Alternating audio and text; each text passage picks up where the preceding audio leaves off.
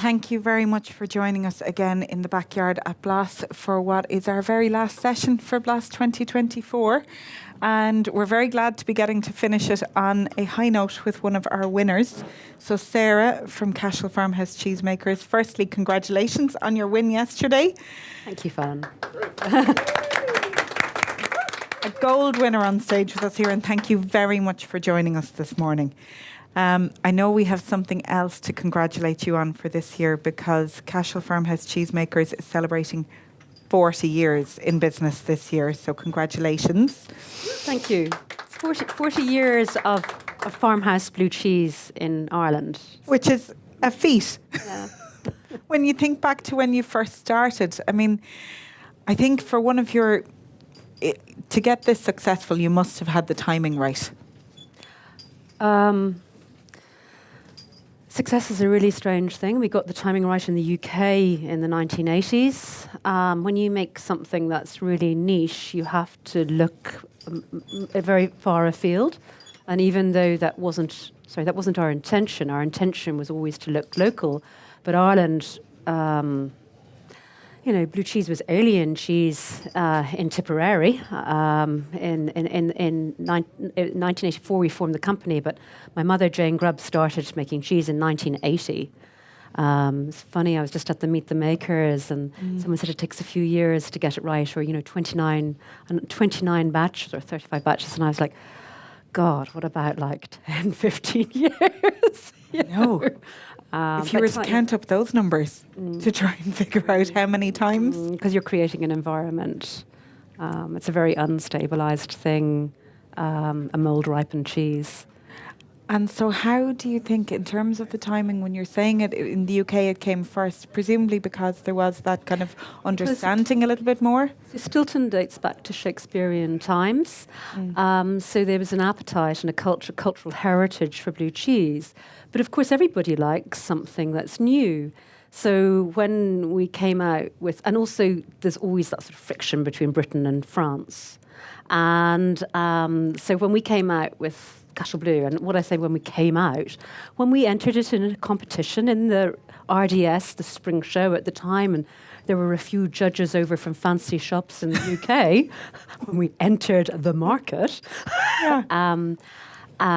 they thought, wow, this is different. And they took it on as one of their own. And was it consciously different to what, let's say, to Stilton, like you mentioned? Was it consciously that you wanted to think about, or that your parents wanted to think about something? Yeah, so it's a very key point. I mean, Cashel Blue is 2 generations of family and team. You couldn't go to Chagas, for example, product development, and ask, could you help me develop a recipe for blue cheese? No, so knowledge wasn't in the country. It's really interesting. In the 1960s, Dairygold had made a little bit of blue cheese. All right. But they had decided they were trying to make Danish blue. Okay. So there was no Google. We heard the name of a textbook. We got it via interlibrary loan from the UK. Right. Took months to arrive. Different to how we know it now. And so recipes, when we think about recipes, often there are just a few lines. So it was a sense of feeling that developed Cashel Blue. My early memories are of bags of curd draining from the clothes dryer in the kitchen. We had a concrete floor in the kitchen before concrete floors were fashionable, and buckets and... it was not designed to be like Stilton. Cashel Blue is a series of fortunate mistakes. And then after that, we learnt the science that made some of those mistakes. And today, we always work on ensuring, of course, we have to be efficient. We have a lot of craft still in how we make Cashel Blue. But in making a traditional cheese, you also need to look after your team as well, and the physicality of making cheese across a lifetime. So when we're looking and when we're talking to dairy engineers, we're like, no, Cashel is not, yes, it's a happy mistake, but we need and must maintain the diversity of our curd and the structure, that it is a combination of terroir and what Cashel Blue is. So we're Cashel Blue. So when people say I don't like blue cheese, I said, which blue cheese? Exactly. Very good question to ask. And I think what's interesting for yourselves, I know you've been very open to working with lots of other producers or lots of different ways to introduce people to blue cheese. And I think to build something which, as you say, 40 years ago, it wasn't really in the market here. But I went back to college a couple of years ago and I did a course in UCC on Irish food culture. And one of our first nights, we were asked to draw a map and to think about Irish foods. And a number of people had written right in the centre of the country, Cashel Blue. That now has become in people's minds an Irish food. So over the course of those 40 years, there's been a lot of work introducing people to that. So how do you think, in terms of introducing that new flavour to people, what do you think have been some of the factors that have gotten people open to it now? Yeah, I think, and I'm actually going to refer to one specific person here. The Simply Delicious television series in the 1980s with Drina Allen. It's the first time we had an Irish chef out there in the tellies. Everyone was watching the telly. And Drina Allen was out there using Centola or Cashel Blue and telling people and giving people confidence, okay? So firstly, I think, farmhouse cheesemakers in general and Cashel Blue owe a debt of gratitude to chefs out there. So that was at a consumer level. And then at a high-end level, I can give you a few other examples. It was really hard for us, actually, because we were doing something that was against the grain and that, as I said, it was alien food. So we really needed those chefs saying to us, you're doing something good. And they were all from the very, very high-end chefs who really, really encouraged us. And they were sort of, in a way, our mentors. So that was one factor. That's the 1980s, early 90s. And then you had amazing... this is a time when you didn't have to pay for positioning and getting a product out there. Chefs were just excited to find something new. So then there's all the British chefs like Gary Rhodes, Gordon Ramsay, Nigella Lawson, Delia Smith. They were so, so excited. And it wasn't that we actually had contact with these people. They just, by putting the work we were doing in making sure we had cheese to get to shops like Paxton and Whitfield in the UK, Neal's Yard Dairy in the UK, is a really, really iconic cheese shops. And then the likes of Nigella would go in and say, what have you got, guys? And so we were well positioned to be found. But we didn't actually ourselves have any connection. Cashel Blue has never been about one person because you'd quickly run out of energy. Okay, it's about all of us as a family and as a team. But working and positioning our cheese and working with cheesemongers. And I always say it has to be the sum of the parts. Mm-hmm. Then in more recent years, I think Irish food culture changing. The whole fashion of chicken wings and blue cheese dip. You can't. It's been a serious trend. Yeah, it's wonderful. It's great.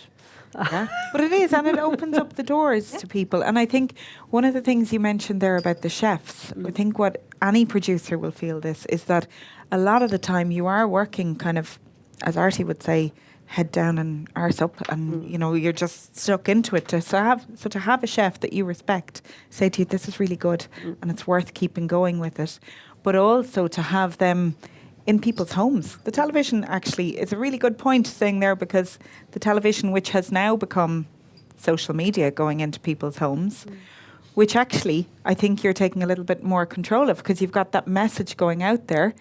I saw a video that I'm going to ask you about now where you were explaining about your sizing and some of the shape of Cashel Blue. Will you tell us a little bit about that? Yeah, so Cashel Blue is about a 1.5 kg, 1.6 kg wheel, and it was a real point of difference, actually, when we came onto the market in the early 80s, because traditionally blue cheeses were at least double the size of that. And when we talk about traditionally, we're talking about Roquefort, we're talking about Bleu de Verne, we're talking about Gorgonzola, Danish Blue as well. And they have a totally different heritage to Cashel Blue, typically actually made by men. And I referred, so it's both my parents who established Cashel Blue together, but my my father was the entrepreneur and my mother was the craftsperson. And my father went out to the local hardware shop, and my mother said, "Well, God, I need to get." And we got the recipe book. We got it in from interlibrary loan. Louis, I need to find some molds I can put the curds into to drain the whey. And so we had no money because we had to establish a dairy herd first of all, and we'd had to borrow from the banks. So my father is a big believer in not being over leveraged and making sure you can always pay back all your debts. And so everything had to be repurposed in order to develop. And so he said, I know what I'll do. I'll go to the hardware shop and I'll buy some drainage pipes. So he came back with 2 sizes of drainage pipe. And anyway, my mother said, what would I... And he obviously had to get the drill out and drill some holes in that. And my mother said, for goodness sake, Louis, what should I be doing with that bigger one? And actually for the first 16, 18 years at Cashel Blue, water pipes drilled by hand. And actually that was the case of Irish farmhouse cheesemakers across Ireland, that we used water pipes. And actually it's a really good example of where compliance is an issue now, because of course every single thing used which has food contact now needs certification. But if you're going to your local hardware shop and you're a tiny guy, sure, you're so removed from the producer of that you can't get the certification. Yeah, I know. And there's a huge challenge for producers there when they're at that stage where they're trying to grow and really just get started out. And I think there's probably a lot of lessons learned from yourselves. You seem to have done it very responsibly in terms of the kind of growing along with your capacity seems to have grown with your demand. Would that be fair to say, or is that an intentional thing? Yeah, it was a very intentional thing. I mean, if anyone was at the retailer market talk, having product available is key. Mm-hmm. And sometimes the product mightn't be exactly, you mightn't be your proudest moment of your product, but actually ultimately they have to make that shelf work, the retailer. An empty shelf is worse. Yeah. My parents working as a team, and we employed someone to run our farm, because my father said, well, there's lots of people who can farm. There's not lots of people who can develop a small food business. He was always working on how we could be more efficient, but without compromising craft, and how we could ensure supply. So that all the phone calls that came into the house, and interestingly in Cashel Blue, up until 12 years ago, the phone rang into the kitchen, which is a long time, the phone ringing into the kitchen in 40 years, yeah. It's a big commitment for a family to make. We all know that. You have to live and breathe it. Yeah. Yeah, you have to. It's full immersion. Anyone who was here over the weekend will have seen that. Everybody helping out on our side. It's quite holistic today as well. Scaling is, I find it really interesting looking at the big players at the moment, and I'm talking about the Tirlawns who are, like to run a run of milk in Tirlawn is like 120,000 litres for a block cheddar. We handle typically about 16,000 litres a day, which I know sounds huge, but it's absolutely tiny in comparison. Yeah. I just think they scale too quickly and they assume the market is there. You have to know that there's an awful lot of stainless steel and on a plate.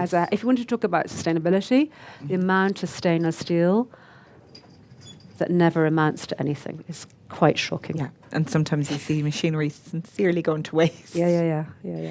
To scale, I mean, as you say there with the 16,000, it does still sound quite big. But I know in comparison, but to have that running now as a team, I want to come back to the family because, I mean, it has been completely immersed within the family, but you must have grown with a big team alongside you now, or with a strong team, I should say, alongside you. You must have lots of different people who can contribute to within that team. We do, and we've all got different strengths. And we're very fortunate that the team who works alongside the family are with us a long time. Typically, people stay with us around 10 years. The cheesemaker who my mother trained was with us for 31 years. He's just retired. So we have lots of stories like that. Have we built a strong team? not just internally, but also the contractors that we work with. So our engineer, who's now in his mid-80s, has been with us since the mid-80s. Okay. And we have loads and loads of examples like that. So our foil suppliers in France, we would work with them to find other specialist suppliers. Well, I think So it's something that for any of the producers here that you have to kind of bear in mind that you aren't going to be able to do everything, but to have a relationship that lasts that long, you must be respecting the strengths that those people have and kind of knowing, and I'm conscious that we're saying this here on a Saturday morning when people have given a hard week. We know that people have worked hard, they've given long days, and now they're here still trying to think about how to improve it. But part of it is knowing that you can't do everything. Would that be fair? You can't do everything. And I think also at moments when you're under severe pressure, I think your team, I can remember a very clear in my mind's eye, a picture. We built a new dairy, and actually it feels like yesterday to me, which just shows how emotional it was at the time, that it still feels like yesterday, but yet it was 14 years ago. And I remember the vats moving from the yard beside the house 2 fields away. They had to cross across the farmyard, and it was around this time of the year. And we'd made a lot of our Christmas stock of cheese. And the dratted lorry that had arrived to move the stock across to the new building was a curtain side lorry. And the farmyard had all these old bits of concrete that had been put in place at different times. And I was watching I specialise in the maturing side of the business and the ageing. And I was watching my Christmas stock going across the farmyard and sort of bulging into the side of the curtain. I have to say, my nerve was gone, and it was gone for a few days, and it was the team who just kept going. Yeah. I'm so glad that was the end of that story. I was really afraid it was all over the yard. Yeah. Yeah. It's that passion that you're putting into it, and you really do only get that where there's producers who are still so much involved in the business. And I know that out here you're going to be chatting to people on the market stall here today, and you're going to be introducing more people to it. And it's to have producers here who can speak about the product with such passion. It's an honour for us to be able to have, and you want people to connect with the person that makes the food. I know in our own house, my husband would often say to me, I can't just compliment the marmalade without finding out who made it and where it came from. But I think that's what people connect with. Do you enjoy doing the tasting still? I enjoy doing it from time to time. Blue cheese is a very divisive piece. I think you need to be very selective in the events that you do as the owner. Sometimes people can feel very entitled in certain events that they go to. So when you've just prepared a beautiful plate of samples and someone walks off with them, that can be very hard at the end of a week of work, and someone does that. I think it's really important to do sometimes, and I think you should do it in different countries and different contexts. You should always don't stay in your own echo chamber. That I'm so glad you said that, because we would often, when we speak to producers, even about feedback from judging, and you always were trying to say to people when you're doing it, please don't just work with family and friends, because when people are giving you that feedback, firstly, they only want to say kind things, which really isn't doing you any favours. And you need to be, it could be that it's someone from, if you want to be national, then you need to speak to people in all different parts of the country. And for you guys now to be international, do you find you learn different things from different markets? Well, it's brilliant. I mean, that's really amazing working in different markets. Actually, interestingly, years ago, so I mentioned the UK, we used to export more Cashel Blue than we sold domestically, as it's been a really slow adolescence and of flavour development in Ireland. We've gone from the baby to grow. Someone was saying, do you graduate the blues? I said, that's a very condescending thing to say. I said, we're not elitist. For someone to taste. Now I'm growing up. I eat the blues. Yeah. I've heard people say that. Yeah, and they're sort of like, kudos to you, Hey, I like blue cheese now, I like Cashel Blue now. But when you are working so we spent, in the last 12 years, we've worked a lot in the French market. And so that was really good for us. That is very good for us because we had to fight our way into that market. We had to fight for respect. So we only work with cheesemongers and specialty independent shops in France. And when we started, they were like, oh, well, you're not French. I said, of course I'm not French. I'm Irish, I would want to be French, And they go, yeah, but you're like, it's not French cheese. And I'm like, well, I thought you respected terroir. Mm-hmm. I respect terroir. And so what's now really nice is that I said, but we're different. We've got, there's a creaminess, there's a different terroir, there's creaminess from the milk, from the climate, etc. We don't have such an open curd because we don't come from a traditional blue cheese making culture.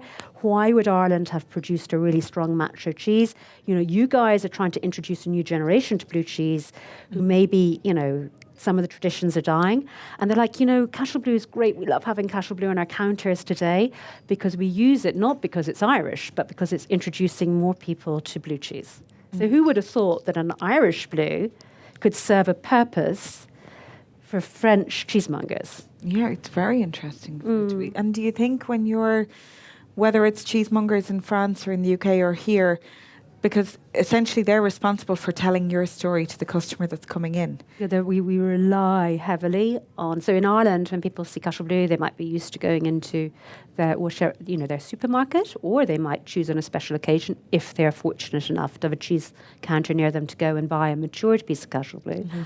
But most people will associate going to the supermarket, but it's all independent cheesemongers on our export market. And how do you? Because I think, for anything that you're doing, you have to think about all of the other people who are going to tell your story for you because, so many other people are responsible for the message that goes out. Mm-hmm. How do you educate them or how do you use social media a lot, actually? Okay. So social media is actually, if anyone follows Cashel Farmhouse Cheesemakers or Cashel Blue online, that conversation is actually really, really difficult.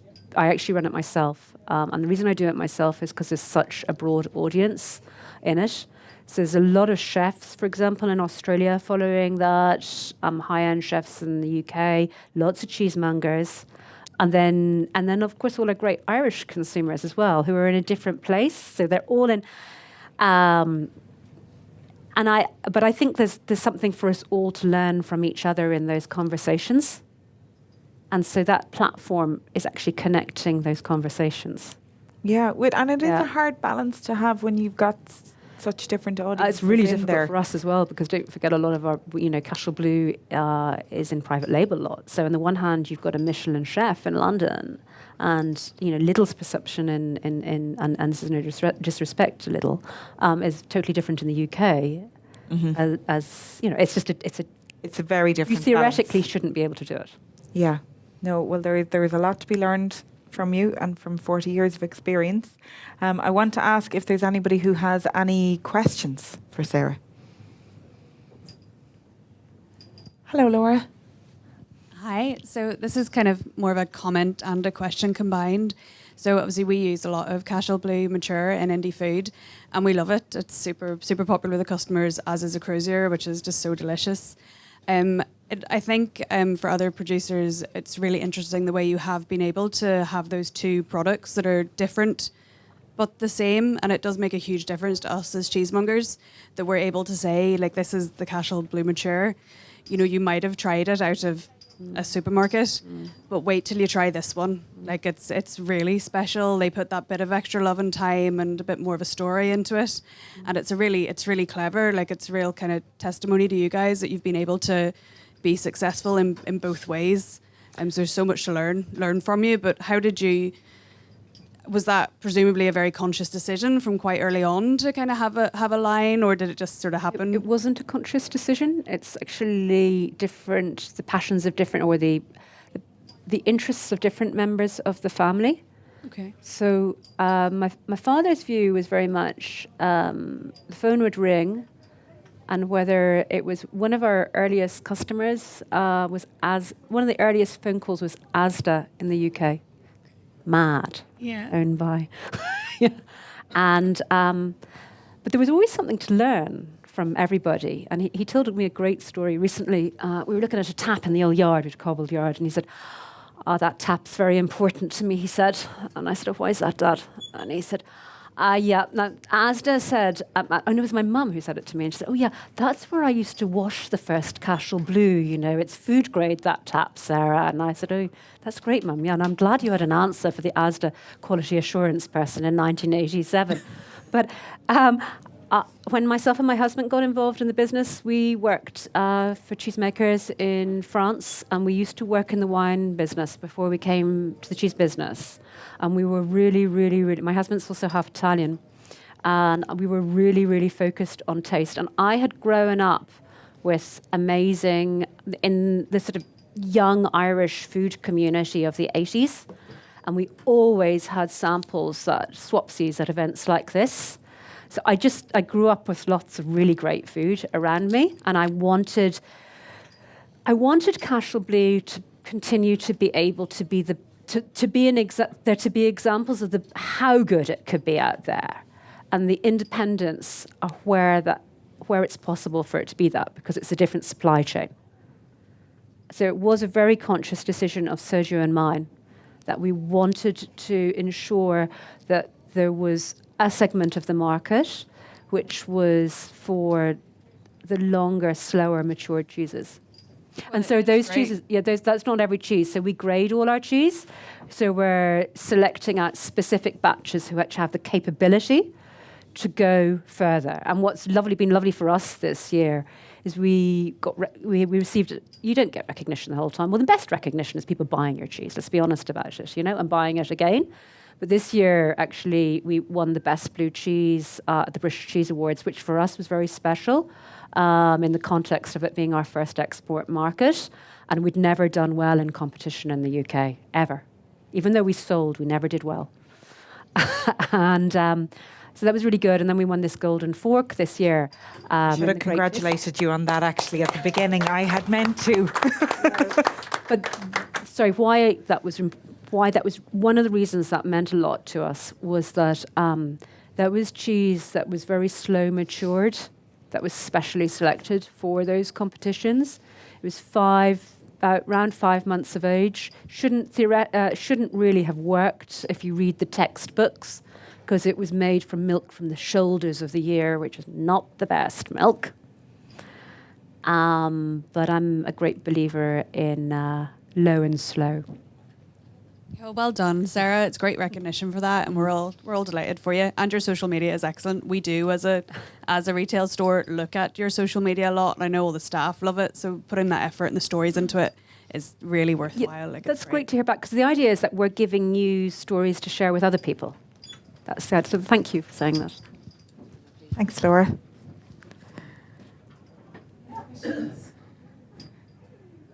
Is everyone just ready to go and taste some now next door? Sarah, thank you very much. Thanks a million for being our last panellist at the Backyard at Blast for Blast 2024. So thank you very much. And thanks everyone for joining. Thank you. Yeah.